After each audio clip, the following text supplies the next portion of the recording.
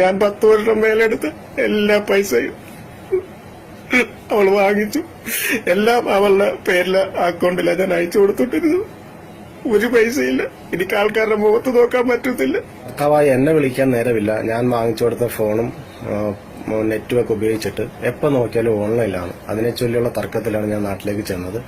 നാട്ടിലേക്ക് ചെന്നപ്പോഴാണ് അറിയുന്നത് ഈ സൂരജ് എന്ന് പറയുന്ന വ്യക്തി അവൻ സ്ഥിരമായിട്ട് എന്റെ വീട്ടില് രാത്രിയും പകലും മിക്ക സമയത്തും ഉണ്ടാകും. പ്രവാസിയായ ഒരു മനുഷ്യനുണ്ടായ ഒരു ദുരനുഭവം. സ്വന്തം ഭാര്യ ഒന്നല്ല കേട്ടോ, ഓൾറെഡി ഇയാള് 2ാം ഘട്ടമാണ്, ആ സ്ത്രീയും 2ാം ഘട്ടമാണ്. ആ 2ാം ഘട്ടത്തിൽ അവർക്കൊരു കുഞ്ഞുണ്ട്. ഇയാൾ ഒരുമിച്ചിട്ട് ഏതോ ഒരു സ്ഥലത്ത് വീട് വെച്ചിട്ട് താമസിക്കുകയാണ്. ആ വീട് പോലും ഇയാളുടെ പേരിലില്ല. ഭാര്യ ലീഗലി വിവാഹം കഴിച്ചിട്ടില്ല. ആ ഒരു പെണ്ണെടുത്ത് ഇയാളെ പറ്റിച്ച് ഈമ്പിച്ച് അങ്ങ് മുങ്ങിപ്പോയി. ഇയാൾ ഗൾഫിൽ 10 കൊല്ലം കൊണ്ട് ഉണ്ടാക്കിയ പൈസ സൗദി അറേബ്യയിലാണ് നോക്കണം കേട്ടോ. കഷ്ടപ്പെട്ടുണ്ടാക്കിയ പൈസ മുഴുവൻ ഭാര്യയുടെ പേരിലേക്ക് അയച്ചു കൊടുത്തു. ഭാര്യ വീട്ടിൽ ടൈല് പണിക്ക് വന്ന ഒരു പയ്യനുമായിട്ട് കുൽസിതങ്ങൾ ഉണ്ടാവുന്നു. കുൽസിതം മൂർച്ഛിച്ചപ്പോ ഇറങ്ങിപ്പോകുന്നു. ഇയാൾ അടിച്ചിറക്കുന്നു. ഇത് കാണുമ്പോൾ ചിരിക്കാനും ചിന്തിക്കാനും ഉണ്ട്. പ്രവാസികളായ ആളുകൾ നിർബന്ധമായി കാണേണ്ട ഒരു വീഡിയോ ആണ്. കാരണം നിങ്ങൾ നിങ്ങളുടെ ഭാര്യമാർക്ക് വാരിക്കോരി സ്നേഹം കൊടുക്കുക. ഇങ്ങനെ സാമ്പത്തികം എറിഞ്ഞു കൊടുക്കുമ്പോൾ ഇങ്ങനെ ഓരോ പണികളൊക്കെ പ്രതീക്ഷിക്കണം കേട്ടോ. നമുക്ക് നേരെ വീഡിയോയിലോട്ട് കിടക്കാം. നമസ്കാരം പ്രിയ സുഹൃത്തുക്കളെ, എന്റെ പേര് റോബർട്ട് എന്നാണ്.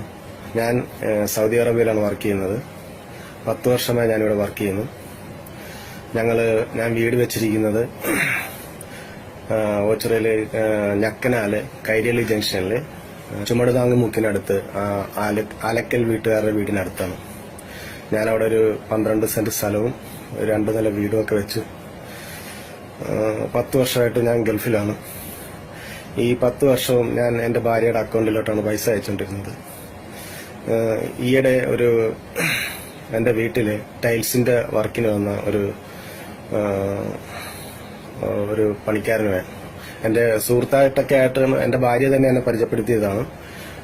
എന്നോട് പറഞ്ഞത് നല്ല ആളാണ്, കുഴപ്പമില്ല, അവരുടെ ഭാര്യയുടെ വീടിനടുത്തുള്ള ആളെന്നൊക്കെ പറഞ്ഞതാണ്. അപ്പൊ ഞാൻ സുഹൃത്തായിട്ടൊക്കെ തന്നെയാണ് കണ്ടോണ്ടിരുന്നത്. എല്ലാ പ്രവാസികൾക്കും കിട്ടുന്ന പണി ഇതാണ്. വീട്ടിലേക്ക് പണിക്ക് വരുന്ന ആളുകളാണ് കൂടുതലും ഭാര്യമാരെ അടിച്ചറ്റി പോകുന്ന ഒരു പരിപാടി അല്ലേ. ഇപ്പൊ ഞങ്ങളുടെ നാട്ടിൽ തന്നെ ഒരാളുണ്ടായിരുന്നു ഇതേപോലെ തന്നെ. ഒരു വാർക്കപ്പണിക്ക് ഒരു വീട്ടിൽ പോയിരുന്നു. ആ വീട്ടിലുള്ള ഒരു വീട്ടമ്മയെ, ഒരു 9ാം ക്ലാസ്സിൽ പഠിക്കുന്ന ഒരു പെൺകുട്ടിയൊക്കെ ഉള്ള ഒരു വീട്ടമ്മയെ ചാടിച്ച് നാട്ടിലേക്ക് കൊണ്ടുവരുന്നു. ഇവിടെ കൊണ്ടുവന്ന് കുഴപ്പമില്ലാതെ ഇങ്ങനെ പോകുന്നൊക്കെ ഉണ്ടായിരുന്നു. അതിനിടയിൽ ഇയാൾ അറ്റാക്കായിട്ട് മരിച്ചു. ഇപ്പൊ ആ സ്ത്രീ എവിടെയെന്ന് ആർക്കും അറിയില്ല. കഷ്ടപ്പാടാണ്. സ്വന്തം മക്കളെയും ഭർത്താവിനെയൊക്കെ തള്ളിപ്പറഞ്ഞ് ഒളിച്ചോടി വന്നതാണ്. എന്ത് സുഖം തേടി വന്നതാണെന്ന് നിനക്കറിയാലോ. അവസാനം ആ സുഖം തരാനുള്ള ആളും ചത്തുപോയി. അവസാനം മൂഞ്ചൊരു മൂലക്കരിക്കുന്നുണ്ട്. പ്രവാസികളിലും ഈ ഒരു അവസ്ഥ കാണാറുണ്ട്. ഈയിടയ്ക്ക് കുറച്ച് 6-7 മാസം മുമ്പ്, അതുവരെ ഒരു പ്രശ്നമില്ലായിരുന്നു, ഭർത്താവായി എന്നെ വിളിക്കാൻ നേരമില്ല. ഞാൻ വാങ്ങിച്ചു കൊടുത്ത ഫോണും നെറ്റ്വർക്ക് ഉപയോഗിച്ചിട്ട് എപ്പോൾ നോക്കിയാലും ഓൺലൈനിലാണ്. അതിനെ ചൊല്ലിയുള്ള തർക്കത്തിലാണ് ഞാൻ നാട്ടിലേക്ക് ചെന്നത്. നാട്ടിലേക്ക് ചെന്നപ്പോഴാണ് അറിയുന്നത് ഈ സൂരജ് എന്ന് പറയുന്ന വ്യക്തി അവൻ സ്ഥിരമായിട്ട് എന്റെ വീട്ടില് രാത്രിയും പകലും മിക്ക സമയത്തും ഉണ്ടാകും. ഞങ്ങളെ 2 പേരുടെയും സെക്കൻഡ് മാരേജ് ആണ്. അപ്പൊ അവൾക്കൊരു കുട്ടിയുണ്ട്. അവൻ ഞങ്ങളുടെ കൂടെ തന്നെയാണ്. എന്റെ മോനായിട്ട് അവൾ വളർന്നുകൊണ്ടിരിക്കുകയാണ്. അപ്പോൾ അവൻ ഈ സൂരജ് വരുന്ന സമയത്ത് ഇവൻ ഫോണും കൊണ്ട് പുറത്തേക്ക് പോകും. പിന്നെ അവിടെ സ്ഥിരം രാത്രിയും പകലും അവൻ അവിടെ തന്നെയാണെന്നാണ് എന്റെ അയലന്തരത്തുകാരും നാട്ടുകാരും ഒക്കെ പറയുന്നത്. ഇത് നേരിട്ട് നിങ്ങളെ അറിയിച്ചു വിടൂ.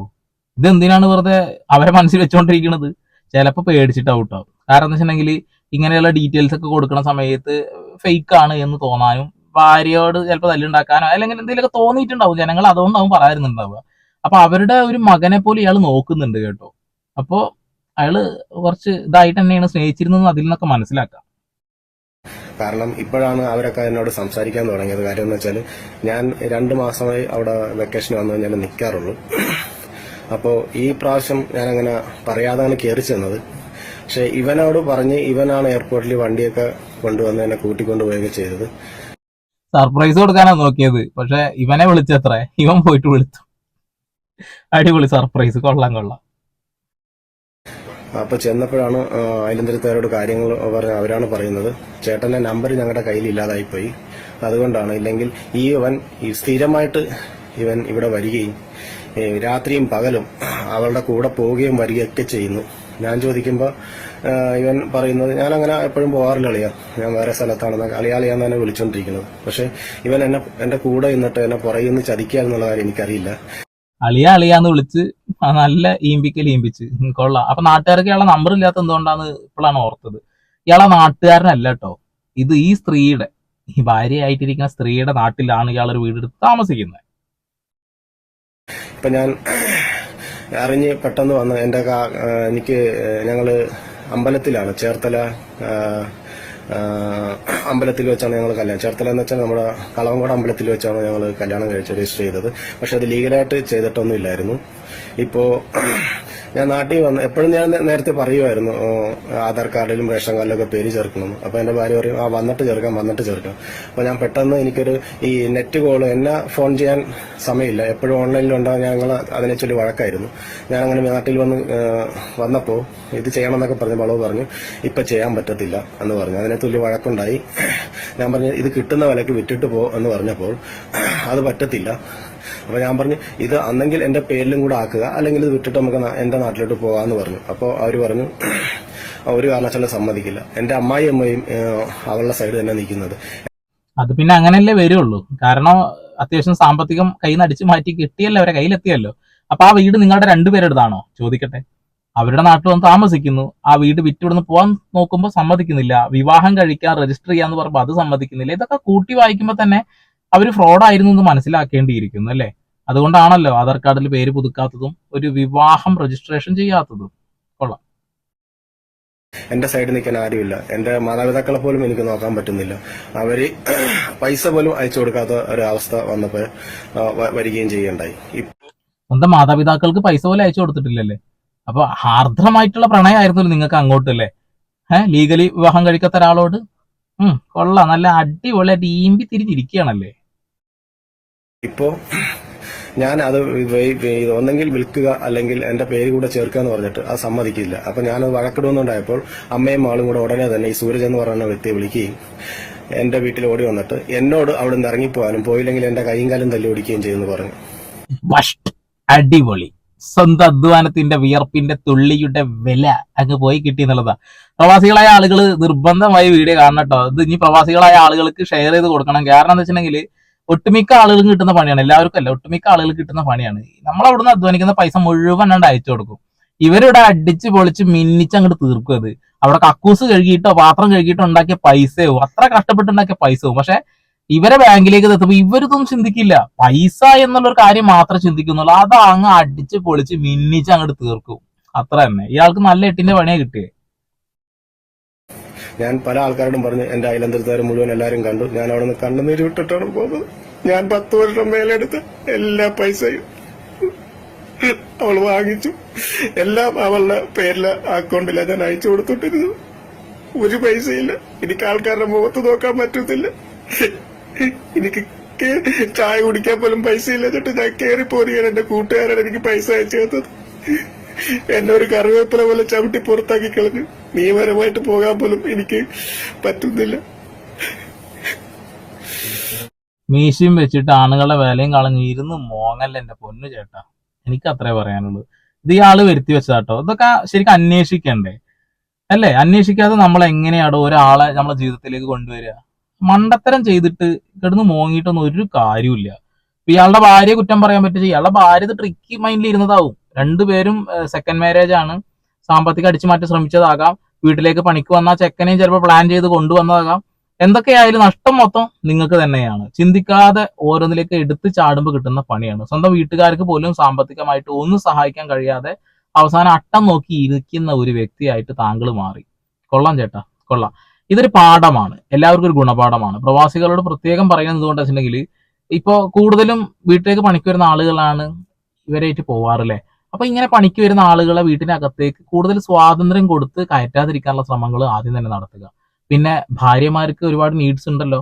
നിങ്ങൾ ലീവ് കിട്ടുന്ന സമയങ്ങളിൽ നാട്ടിലേക്ക് വരിക. കഷ്ടപ്പെട്ട് അവിടെ നിങ്ങൾ ഉണ്ടാകുന്ന പണം മാത്രം പോരെ ഇവർക്ക് സ്നേഹം വേണം.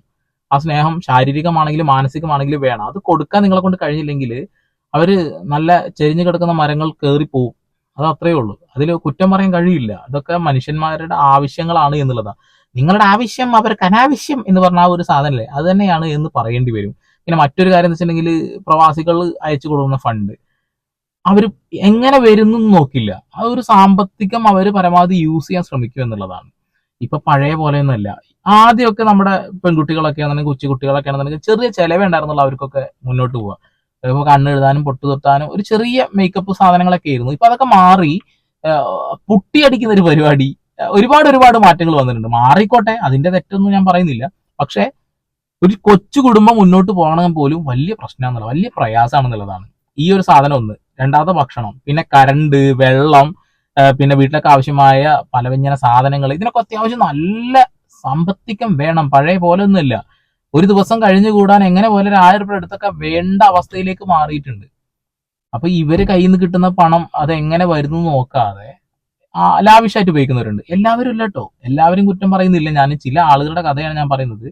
അപ്പൊ നമ്മളാണ് ഇതിനൊരു കൺട്രോൾ കൊണ്ടുവരേണ്ടത്. പിന്നെ ഭാര്യമാരെ സ്നേഹിക്കാനും മറക്കരുത്. സാമ്പത്തികം തേടിയുള്ള യാത്രയിൽ നിങ്ങൾക്ക് പലതും നഷ്ടപ്പെടും. നിങ്ങൾ വാർദ്ധക്യത്തിന്റെ മറ്റേ പടുക്കുഴിയിലേക്ക് വീഴും. തിരിച്ചു വരുമ്പോൾ നിങ്ങളെ കൊണ്ട് ആരോഗ്യം ഉണ്ടാവില്ല, നിങ്ങളെ കൊണ്ട് ഒന്നിനും കഴിയില്ല.